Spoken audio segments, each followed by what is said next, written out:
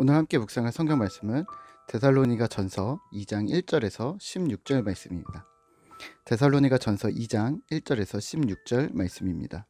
오늘은 4절 말씀을 읽겠습니다. 오직 하나님께 옳게 여기심을 입어 복음을 위탁받았으니 우리가 이와 같이 말함은 사람을 기쁘게 하려 함이 아니요 오직 우리 마음을 감찰하시는 하나님을 기쁘시게 하려 함이라. 아멘. 오늘 함께 생각할 주제는 명분입니다. 본문 2장에서는 데살로니가 교회를 향한 바울의 마음이 여실히 드러나고 있는데요.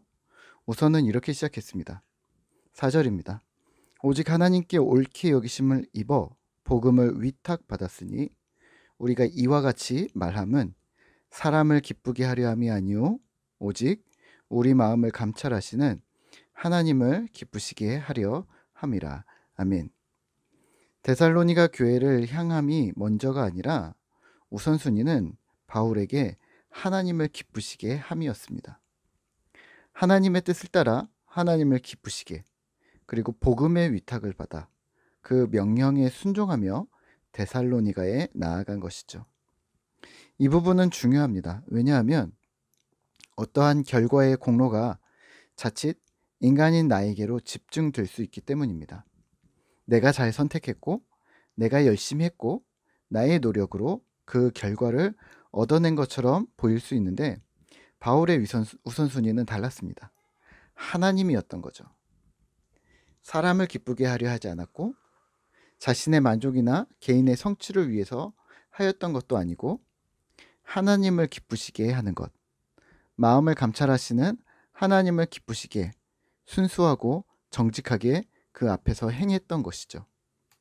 그리고 이렇게 주의 뜻을 따르니 데살로니가 교회를 사랑하게 되었다라고 말합니다. 8절입니다.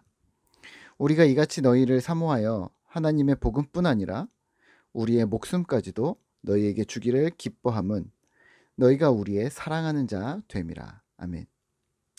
사실 순회 전도자였던 바울은 그 당시의 관리에 따라 세워진 교회들에게 생활비나 활동비 같은 경제적인 지원을 요청할 수 있었습니다. 하지만 바울은 스스로 그러하지 않았습니다. 왜냐하면 유모가 아이를 기름같이 우선은 연약한 공동체, 이제 시작하는 공동체에게 본질에 집중하게 하는 것이 필요하다고 생각한 듯합니다. 그래서 아무에게도 폐를 끼치지 않으려고 밤낮으로 일했고 또 틈틈이 복음을 전했습니다. 또한 우리가 어떻게 거룩하고 옳고 흠없이 행하였는지 너희가 증인이고 하나님도 증인이시다라고 말하고 있습니다. 바울은 왜 이렇게 말하였을까요? 어찌 보면 사서 고생인 것처럼 보입니다. 우리가 흔히 얘기하듯 챙겨 먹을 수 있는 건 다 챙겨 먹어라 라고 말하는 세상의 문구와는 매치가 되지 않습니다. 이유는 두 가지였습니다. 첫째는 데살로니가 교회를 진심으로 사랑했던 것이죠. 남남이라고 생각하니 챙겨가는 것이지 그 상대가 내 부모라면, 내 자녀라면 챙길 수 있는 만큼 챙겨갈까요? 손에 사정을 두지 않을까요?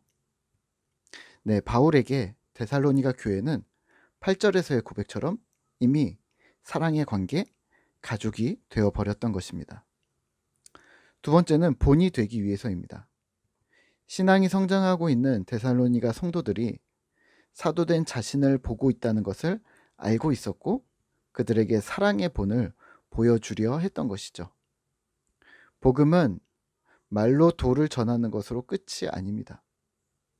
성경의 이치를 깨우쳐 주는 것이 복음의 끝이 아닙니다.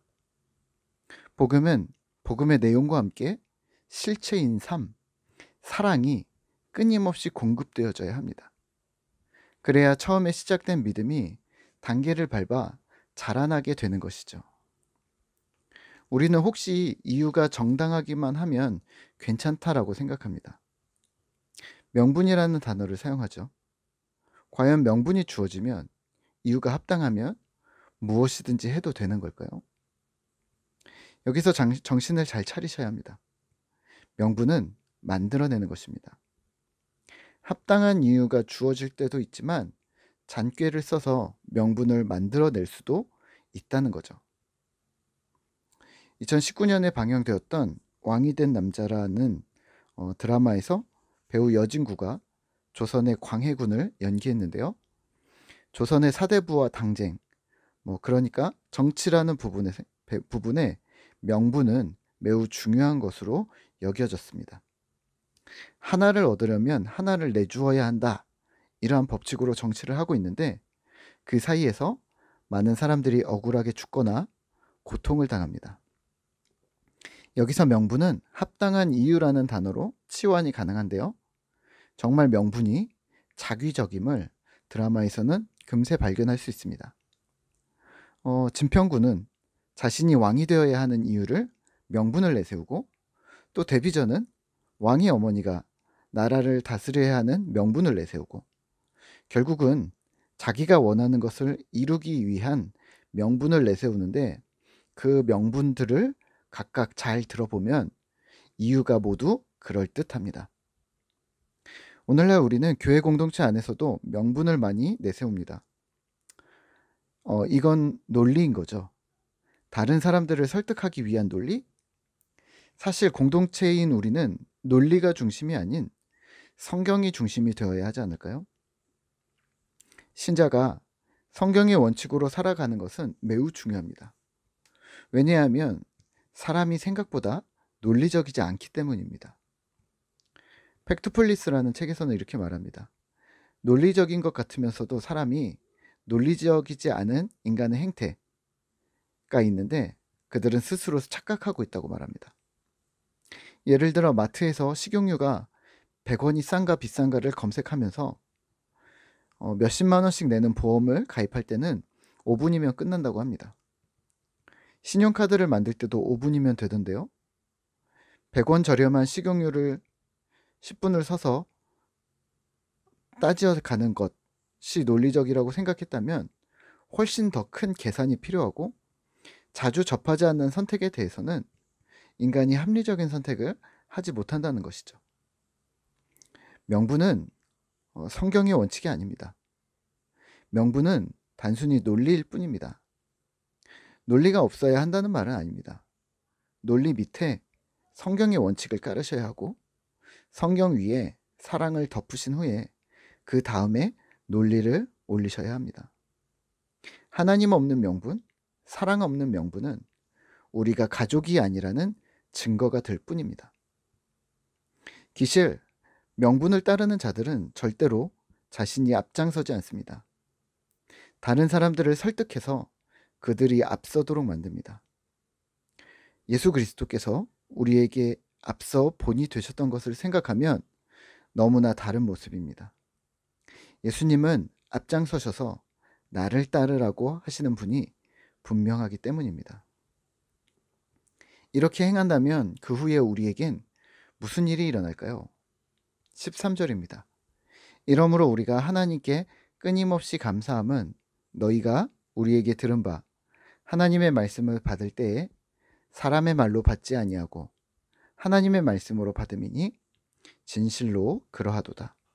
이 말씀이 또한 너희를 믿는 자 가운데에서 역사하느니라. 아멘. 하나님의 말씀을 너희가 받을 때 사람의 말이 아닌 하나님의 말씀이 전해진다는 겁니다. 이건 기적입니다. 인간인 목사가 인간인 성도에게 성경을 풀어 나눌 때 하나님의 음성을 듣게 된다? 네, 기적입니다. 이 말씀이 믿는 자 가운데에서 살아 역사하는 기적이 오늘도 우리 꿈터 공동체 안에 있기를 소망합니다. 비록 온라인으로 우리가 매번 말씀을 나누지만 주님의 은혜는 여전히 흘러가고 있음을, 하나님께서 우리에게 말씀하고 계심을 계속 기억하시죠. 오늘도 주님 은혜입니다. 함께 기도하겠습니다. 하나님 감사합니다. 오늘 우리가 데살로니가의 교회를 보며 하나님으로부터 복음을 위탁받고 하나님을 기쁘시게 하려고 전심을 다했던 사도 바울의 모습을 우리가 다시 한번 살펴보게 됩니다.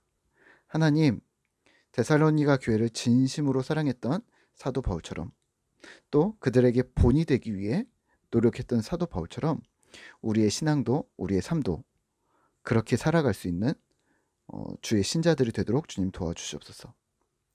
얄팍한 명분이나 어떤 이유를 통해서 내가 원하는 것을 얻어내려고 하지 않게 하시고 진실로 우리 공동체를 사랑하고 또 우리 공동체에게 본이 되어지며 믿음을 성장시키고 함께 성숙하는 그러한 일들에 집중하고 목표를 갖는 그런 신실한 주의 공동체 되도록 주님 붙들어 주시옵소서. 오늘도 우리는 주님을 기대합니다. 주님 우리와 함께하여 주시옵소서. 감사드립니다. 예수님의 이름으로 기도드립니다. 아멘.